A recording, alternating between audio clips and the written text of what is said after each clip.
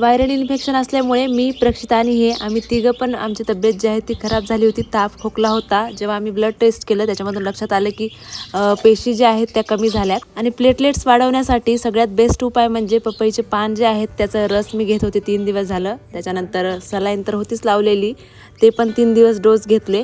प्रक्षिताची पण ताप काय व्यवस्थित राहत नव्हती, तिच्या प्लेटलेट्स कमी नव्हत्या झाल्या पण ताप तिला सारखीच होती. आणि त्याच्यामुळेच मग मी 2-4 दिवस आराम करण्यासाठी माहेरी आले होते. आणि इथे आल्याच्या नंतर मग आपल्या सगळ्या गोष्टी आपल्या हातातच भेटतात.